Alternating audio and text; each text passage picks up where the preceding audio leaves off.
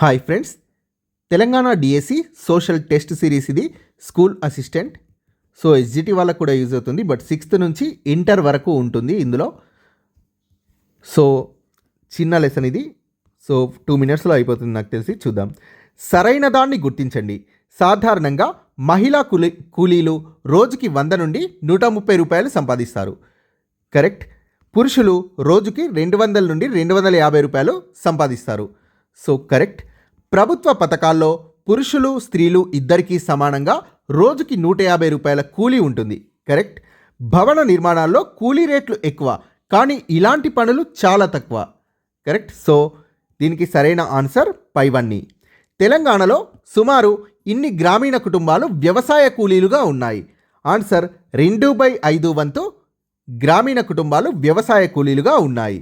కొద్దిమందికి మాత్రమే ఇక్కడ కొంత భూమి ఉంది, మిగతా వారికి అసలు భూమే లేదు. వ్యవసాయేతర పనుల ద్వారా ఎక్కువ ఆదాయం వచ్చినా అలాంటి పనులు గ్రామీణ ప్రాంతాల్లో దొరకడం చాలా తక్కువ. ఒప్పందపు వ్యవసాయం గురించి సరికాని దాన్ని గుర్తించండి. కొంతమంది రైతులు తమ సమస్యల నుండి బయటపడడానికి ప్రత్యేక పంటల్ని పండించి సరఫరా చేయడానికి కొన్ని కంపెనీలతో ఒప్పందం చేసుకుంటారు. కరెక్ట్.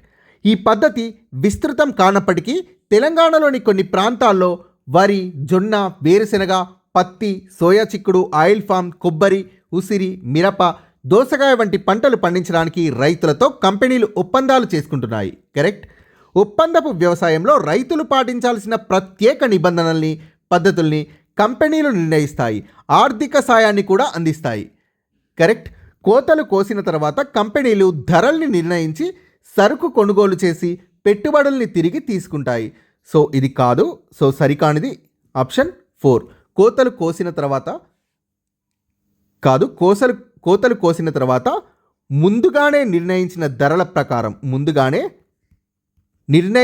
ధరలకు సరుకును కొనుగోలు చేసి పెట్టుబడులను తిరిగి తీసుకుంటాయి.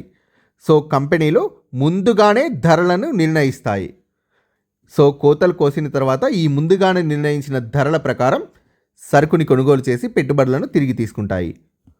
ఒప్పందపు వ్యవసాయం గురించి సరికాని దాన్ని గుర్తించండి.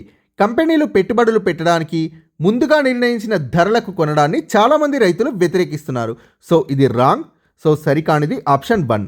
కంపెనీలు పెట్టుబడులు పెట్టడానికి ముందుగా నిర్ణయించిన ధరలకు కొనడాన్ని చాలామంది రైతులు స్వాగతిస్తున్నారు. ఒప్పందపు వ్యవసాయంలో తక్కువ దిగుబడి వస్తే రైతే నష్టాన్ని భరించాల్సి ఉంటుంది. కరెక్ట్. కంపెనీలు కోరుకున్నంత నాణ్యంగా పంటలు లేకపోతే సరుకును తీసుకోవడానికి నిరాకరించి రైతుల్ని కంపెనీలు ఇబ్బందులకు గురిచేస్తాయి. కరెక్ట్. ఈ క్రమంలో మంచి దిగుబడి పొందడానికి రైతులు ఎరువుల్ని, రసాయనిక మందుల్ని, భూగర్భ నీరుని ఎక్కువ మోతాదులో వాడుతున్నారు. కరెక్ట్.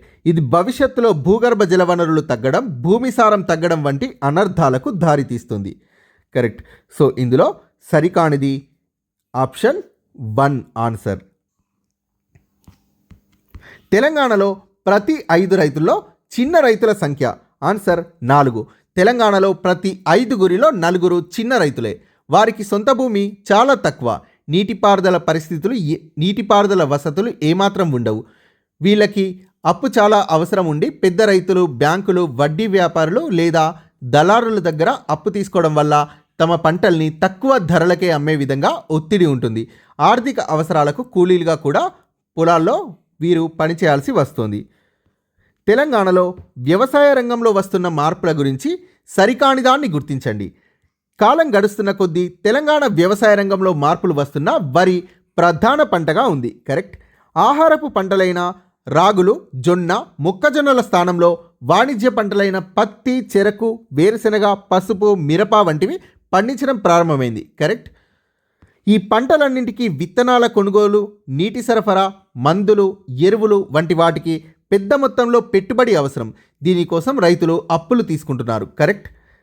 కొన్ని దశాబ్దాల క్రితం రైతులు చెరువులు, కాలువల మీద ఆధారపడి నీటి వనరులు వాడుకునేవారు. ప్రస్తుతం తెలంగాణలో తక్కువ మంది రైతులు బోరు బావులపై ఆధారపడి ఉన్నారు. సో ఇది రాంగ్. ప్రస్తుతం తెలంగాణలో తక్కువ కాదు, ఎక్కువ మంది రైతులు బోరు బావులపై ఆధారపడి ఉన్నారు. దీని కారణంగా భూగర్భ జలవనరులు పడిపోతున్నాయి. వర్షంపై ఆధారపడే వారి శాతం పెరుగుతూ ఉంది. సో ఇవి తెలంగాణలో వస్తున్న మార్పుల గురించి సరికానిది ఆప్షన్ 4, బోరుబావులపై ఆధారపడుతున్నారు. Thank you friends, please subscribe this channel.